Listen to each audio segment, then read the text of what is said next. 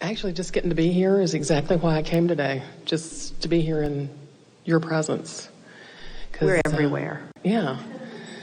But in watching a couple of the DVDs, I can tell, looking at people's eyes, that while they're here, there's actually something different going on than other than just the conversation that's going on here. We are communicating on more than a verbal level, for sure. Yeah. Yeah. And part of it for me is I've always said, I'm not from around here. It's like I've always known. It's like I'm not from here. That I knew that there was somewhere else that I came from. Well, we would describe you in a little different way than that. We don't disagree with that. But we would more pointedly say, if we were standing in your physical shoes, I've always been able to discern a resonance that I can't accomplish easily with other humans. Yes. Which always made me feel a little bit like a fish out of water. Yes. But I realized that it's not because I'm different from them. In that sense, I was the same as most of them. Yes. So I belong here, but it would serve me well to reach for resonance with who I really am while I am here, so that all of me could be present in each moment in which I focus. Yeah. Yeah. And that's kind of the second part of it is several times during my life, I've been given the message, and literally this past January heard it distinctly in my head. I've been given the message, and this week I had clear enough pipes, some of it got through. Yeah. Very clearly, as clear as I'm speaking to you, the message is, you're trying to move too fast. And I've been given that message numerous times throughout my life. That's good. Think about the specifics of trying to move too fast. Yeah. When you take that statement literally, there are certain laws of physics and time and space and flexibility and adaptability, and when you get out of balance like that, isn't that usually when something goes amiss? Yeah. So what is it really saying? Oh, I was very aware that... I'm vibrationally out of balance. Yeah, I'm trying to get somewhere faster than my vibration, I guess, is up to. Esther remembers it most as a child, wanting to move around her little town and being on foot and just not being able to propel her little body fast enough down the street to satisfy where she wanted to be when she wanted to be there. And there just were not enough conveyances that made enough difference. She really wanted to be in an Audi R8, and there wasn't even one then. Yeah. Yeah. But it was that feeling of wanting to be someplace that I'm not, believing that there's more satisfaction somewhere else than right here, is a distortion of your now moment of focus, isn't it? Mm-hmm. Well, there's also... I want to be able to communicate with y'all, or have y'all be able to communicate with me clearer, because when I heard the voice in my head, I actually like hearing the voices in my head. I like having that clear, distinct the voice that you hear conversation ability. The voice that you hear in your head, when you actually hear something that feels audible, when the thought actually has enough momentum that it plays out in a sentence that you actually believe that you're feeling volume about, that just means your pipes are wide open. Yeah, and that's how clear I want to be all the time. But when you say, I want to be that clear all the time, then that doesn't give you any leeway for expansion. It doesn't give you any leeway for letting what is be. You're putting sort of impossible expectations upon yourself, which then causes you to jump on that disc more and disallow all the more. Can you feel how much softer and more in alignment it is to say, I'm pretty good at this and getting better all the time? And there's no real rush. We want to go back and address that part of your conversation, because if you accept that you are an eternal being, then we really have to say, what is the rush? Yeah. What are you rushing to? All of you, what are you rushing to?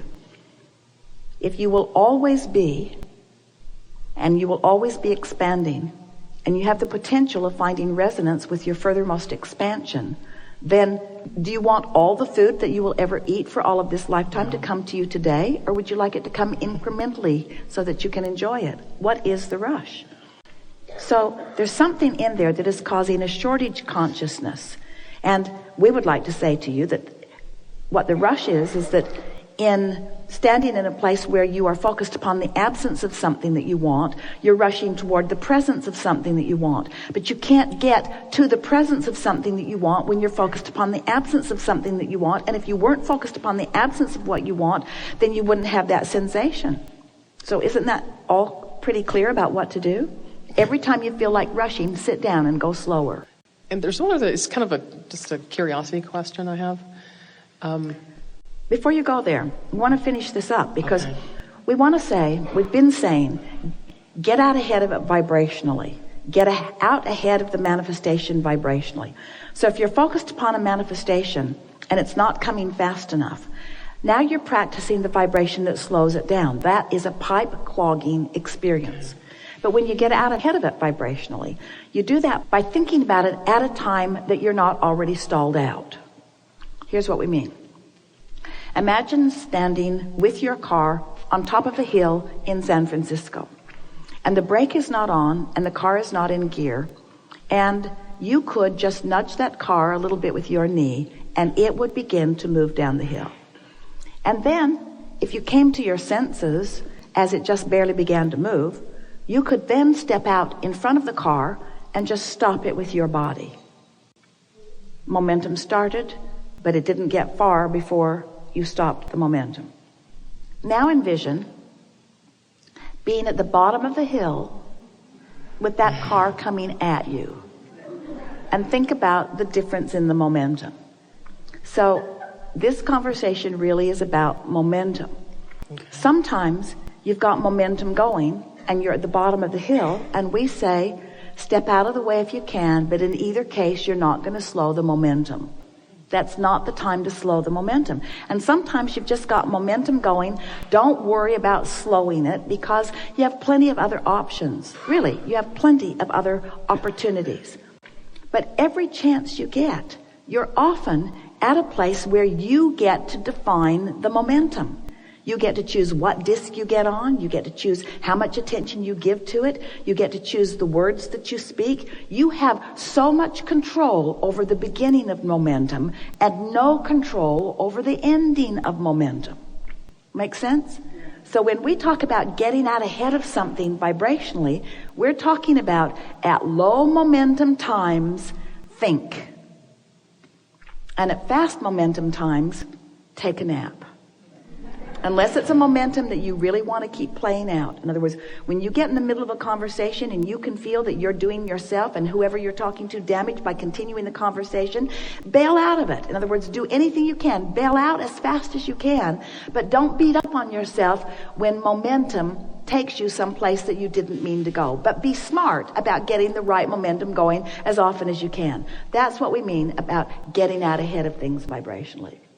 So that sensation of, I know there's something that I'm headed towards doing. That momentum doesn't serve you. Take the nap then. That momentum doesn't serve you. Okay.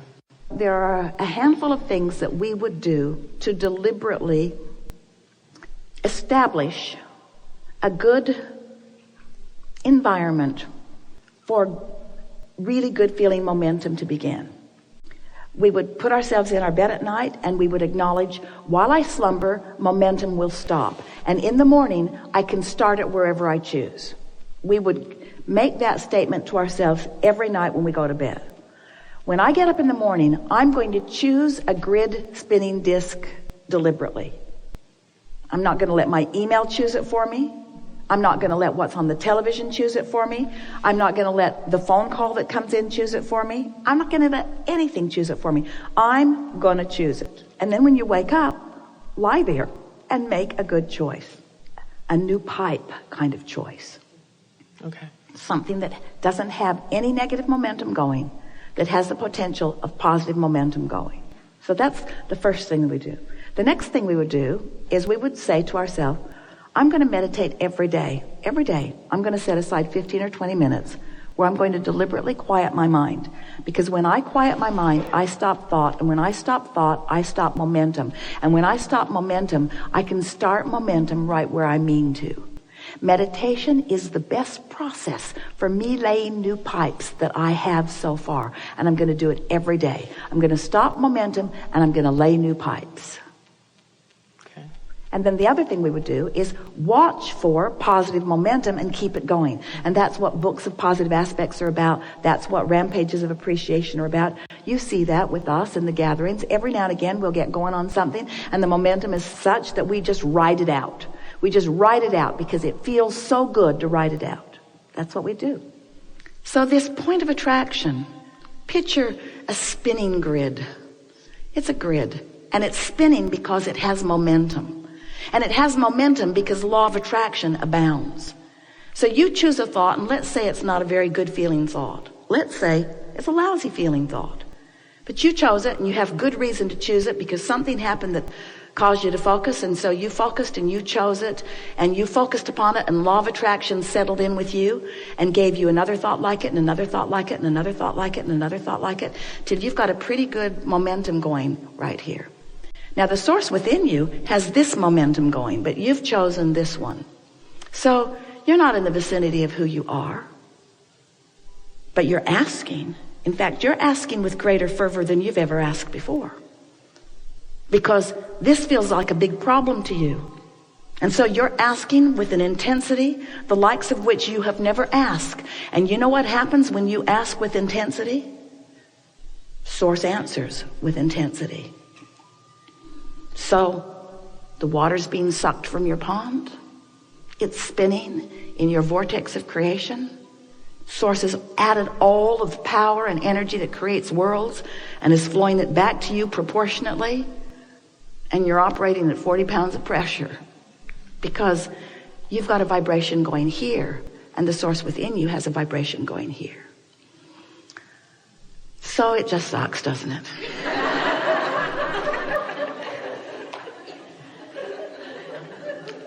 So it's time for more rules. Time for more control of the people around you. Time for more wrestling them to the ground and killing them. Time for more explanation. Time for more making them understand your perspective. Not. All that does is keep the momentum going, doesn't it? All that does is increase more momentum. All that does is bring more like them to you. More who are on that vibrational disc. Because you know, Jerry used to say that he thought it would be really a nice thing if in the incarceration system in this nation, if there were islands of badness, and that all the rapers could live on an island and do it to each other, and all the murderers could live on an island and do it to each other, and all the thieves could live on an island, just take stuff back and forth from each other. He just thought it was the perfect plan. And we said, you already have those islands. Crowd didn't like that very much because they don't understand why the one who's murdered ends up on the same island with the murderer. Seems like there should be a little difference in the frequency, and we say, no. You pick these vibrations, you practice these vibrations, you make them your belief system, and then you pick these chronic vibrational spinning grid discs, and the momentum ensues. And then you always, for all of the days of your life, all day, every waking moment, you have an emotional, meaning vibrational relationship between what you're choosing here and now and that, and who you really are. So we've been calling this gathering for quite a long time, the art of allowing. And what it really means is, that's the step 3 part of the equation. It's the art of allowing yourself to realize the benefit of all of this energy that you've amassed, all of this energy that source is flowing to you, all of this clarity, all of this brilliance, all of this assistance, all of this help, all of this love, all of this vitality, all of this well-being, all of this flown to you all day, every day. The art of allowing, the art of choosing a frequency, improving until I'm in the vibrational place in my physical form of realizing, of allowing myself to realize the conversation, the idea, the manifestation, the actualization, the materialization, the confirmation, the affirmation of the power of your being, of the power of who you are, of the brilliance and worthiness of that which is you.